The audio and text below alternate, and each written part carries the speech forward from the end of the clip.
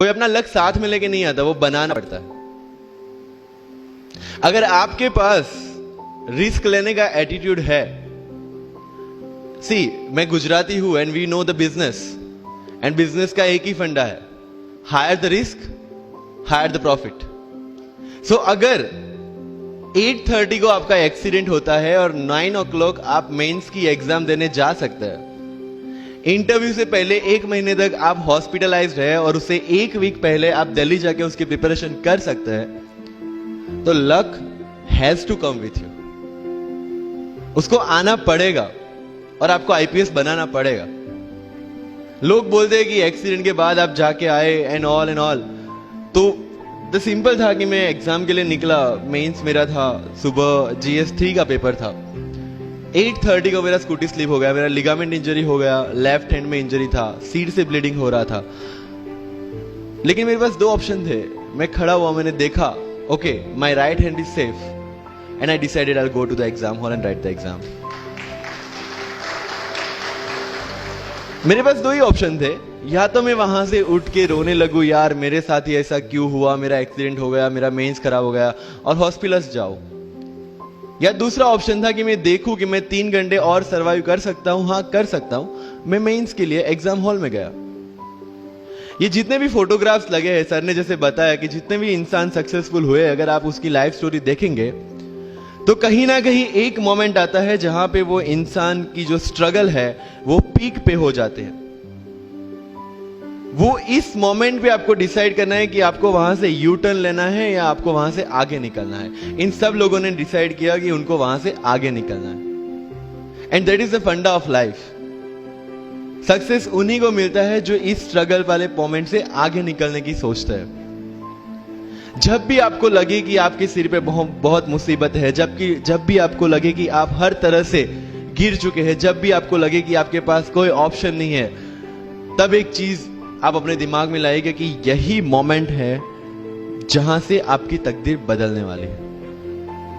क्योंकि डायमंड जो होता है वो जितना ज्यादा घिसता है उतनी ज्यादा उसकी वैल्यू होती है। सोना जो होता है वो जितना ज्यादा तपता है उतनी उसकी वैल्यू होती है। अगर आप जिंदगी में तप रहे हैं, अगर आप जिंदगी में घिस रहे हैं, अगर आपको लग रहा है कि आप हर तरह से मुसीबतों में गिरे हुए हैं, तभी आपकी जो वैल्यू है वो बढ़ने वाली है।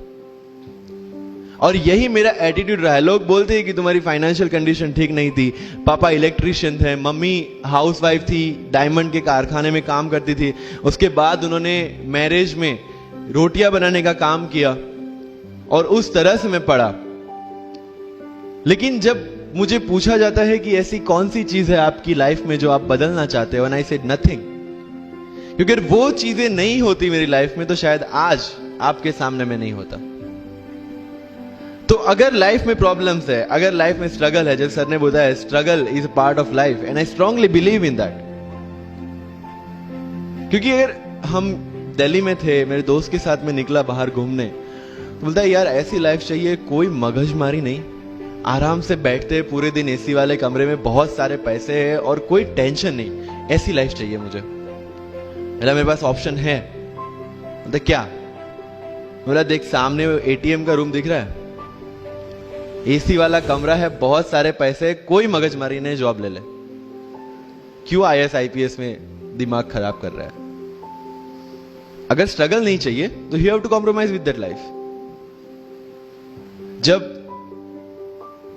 भारत वर्ष का सपना चंद्रगुप्त ने देखा, चाणक्य ने देखा, और उस भारत वर्ष को बनाने के लिए जब ये संघर्ष जारी था, और तब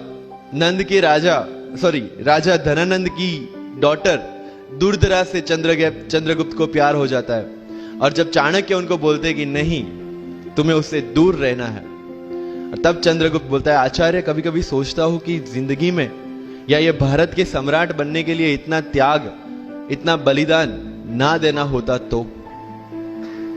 और तब चाणक्य रिप्लाई करते हैं तो हर कोई भारत का सम्राट होता। This is the fundamental rule of life. अगर IAS बनने के लिए, IPS बनने के लिए सैक्रिफाइस करना नहीं पड़ेगा, अगर उसके लिए आपको त्याग नहीं करना पड़ेगा, तो आज पूरे इंडिया में हर घर में आपको IAS IPS मिल जाएंगे। So when you are entering into this game of UPSC और MPSC, make sure that you have to sacrifice anything which will take you to your goal. लेकिन प्रॉब्लम ये है कि हमें टेंशन होती है, यार दोस्त की एंगेजमेंट है, उसकी बर्थडे पार्टी है, उसकी शादी है, अटेंड नहीं करूंगा तो बोलेगा मैं तेरी शादी में नहीं आऊंगा, एंड ऑल. लेकिन बिलीव मी, जब आप आईएएस बन जाओगे, वो सामने से याद दिलाएगा, भाई इनविटेशन कार्ड नहीं भेजा तूने. समझ रहे हो?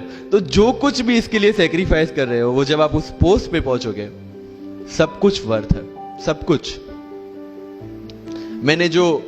मेरा इंटरव्यू था यूपीएससी का, मुझे एग्जैक्ट डेट याद है, 23 मार्च को मेरा इंटरव्यू था. 20 फरवरी को मुझे हॉस्पिटल में एडमिट किया गया क्योंकि मुझे इन्फेक्शन हो गया था बॉडी में, एंड बहुत हाई फीवर था, तो आईवी के अलावा कोई ऑप्शन नहीं था. 1 मार्च को ठीक होके मैंने सोचा चलो दिल्ली निकलते हैं. 2 मार्च को मैं दिल्ली पहुंचा. 3 मार्च को वापस से टॉन्सिलाइटिस का अटैक होने की वजह से फ्लाइट लेके वापस से पालनपुर, अहमदाबाद. Again hospitalization. 15 मार्च को I got relieved from the hospital. 16 मार्च को मैं दिल्ली पहुंचा और 23 मार्च को I give my UPSC interview. So 1 महीने का हॉस्पिटलाइजेशन.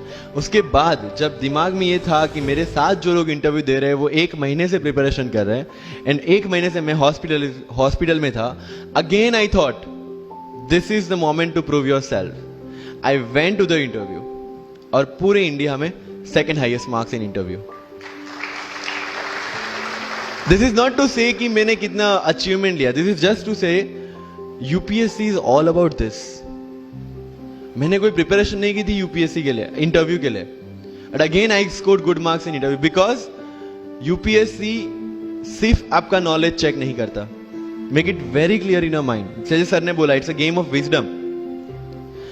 आपको पहले ऑफिसर बनना पड़ेगा यहां से. यूपीएससी का काम तो सिर्फ थप्पा लगाना है कि हाँ ये ऑफिसर बन गया. जितने भी आईएएस आईपीएस ऑफिसर्स को आप मिलोगे, you will realise this thing कि ऑफिसर वाली क्वालिटीज इसमें पहले से है. आप जब प्रिपरेशन स्टार्ट करते हैं तभी से समझ लीजिए कि आपकी आईएएस और आईपीएस की ट्रेनिंग भी स्टार्ट हो गई. बिकॉज जो क्वालिटीज आपको चाहिए as an officer, as a IAS, as an IPS, क्या क्वालिटीज चाहिए? फर्स्ट ऑफ ऑल कॉन्फिडेंस, कि जब आप उस सीट पे बैठते हैं, आपके सामने कोई भी क्वेश्चन आएगा, you will be able to handle the issue. ये कॉन्फिडेंस लेके आपको उस सीट पे बैठना है. यही कॉन्फिडेंस चाहिए when you start the preparation. Decision making. अगर हर एक टॉपिक पे आप हर एक कोई को पूछने जाते हैं, भाई इसमें कौन सी बुक पढूं, इसमें क्या पढूं, इसमें क्या करूं, then you are not suitable for this exam. लोग बोलते हैं कि 1 साल में प्रिपरेशन, जैसे मैंने जून 2016 में मैं दिल्ली गया और जून 2017 में मैं अपियर हुआ and I clear UPSC and GPSC. People से कि सर 1 साल की मेहनत में आपने एग्जाम क्लियर कर दिया. यस, टेबल और चेयर पे बैठ के करने वाली मेहनत 1 साल की थी, लेकिन उसके पीछे की मेंटल प्रिपरेशन कितनी पुरानी थी. जब मैं प्राइमरी स्कूल में था तब सोचा था कि आईएएस बनना है, और तब से मेरी जो जर्नी है, तब से मेरा जो टेम्परामेंट है, तब से मेरा जो एटीट्यूड है, वो इसी डायरेक्शन में था. जब कॉलेज में था तब मैंने एनजीओ स्टार्ट किया. 3 एनजीओ से मैं जुड़ा था. जब लोग सोशल मीडिया, व्हाट्सएप और फेसबुक पे बिजी थे, मैं वहां स्लम में जाके बच्चों को पढ़ा रहा था. क्यों? क्योंकि मुझे पता था कि फ्यूचर में यही काम करना है, क्यों ना अभी से उसकी ट्रेनिंग ले लो. So I have invested my each and every moment for this goal. Because जो पर्सनालिटी टेस्ट लास्ट में यूपीएससी लेता है, इंटरव्यू नहीं है वो. We consider it as interrogation. Interview को इंट्रोगेशन लेके चलते हैं, वहां पे पूछताछ होगी नहीं. अगर यूपीएससी के इंटरव्यू में 10 में से 9 क्वेश्चन के आंसर भी आप सॉरी सर और sorry ma'am, I don't know कह के देते हैं, उसका कोई इंपैक्ट नहीं पड़ता. इंपैक्ट पड़ता है वो 9 क्वेश्चन न आने का प्रेशर आप कैसे हैंडल करते हैं. आपके पसीने छूट जाते हैं या आप वही टेम्परामेंट के साथ इंटरव्यू कंटिन्यू करते हैं. मार्क्स उस चीज के, मार्क्स है आपकी सोच के. एक ऑफिसर के तौर पे जब आपको आईएएस या आईपीएस की सीट पे बिठाया जाएगा, how will you treat the citizens of this nation? What will be your attitude to each and every person who is going to come and meet you? These things are being tested during UPSC interview.